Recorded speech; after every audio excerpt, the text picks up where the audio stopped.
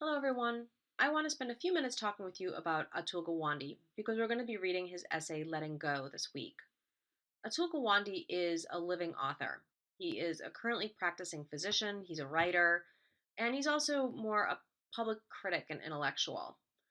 Now, Gawande practices general and endocrine surgery at the Brigham and Women's Hospital in Boston, and he works as a professor of both surgery and also health policy and management for Harvard University.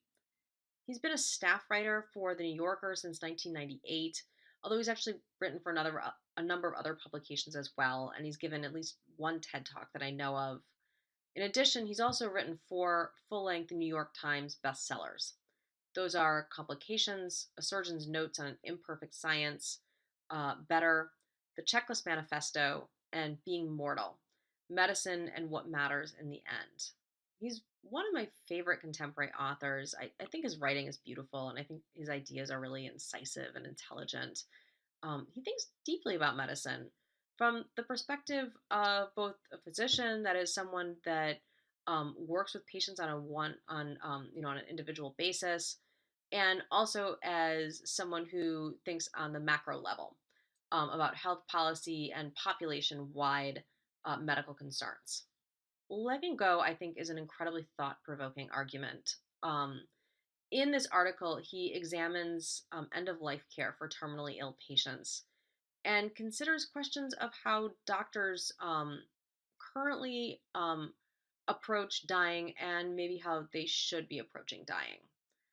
Now, his argument is that medical technology has basically chipped away at what once was a robust culture surrounding the death process.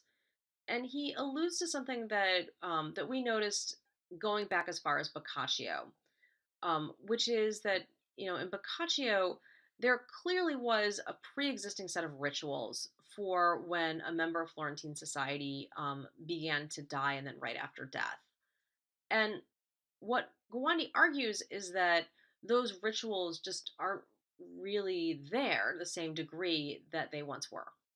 As he argues, medicine can nowadays delay death to the point that doctors and patients really may no longer be able to distinguish when someone is absolutely truly dying.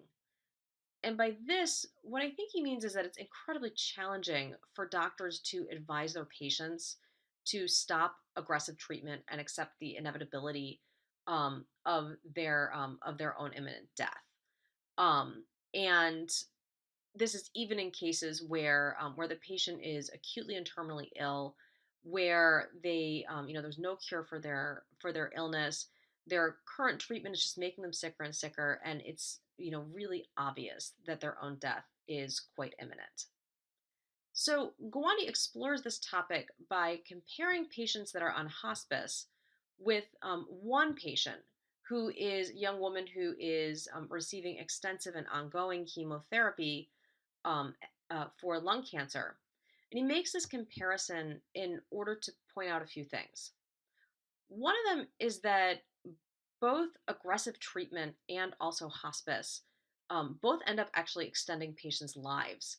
And for many conditions, they end up extending those patients' lives for almost the same amount of time. And the second point is that individuals who are on hospice are really focusing on identifying those things that matter to them most and then working with their health team in order to achieve those goals. And one of the things that he points out is that patients on hospice tend to have fewer visits to the ER and also the ICU. I'm really interested in what you guys think of this article. So I think at this point, I am going to move over to the discussion board, and I really look forward to talking with you about this article. Please let me know if you have any questions.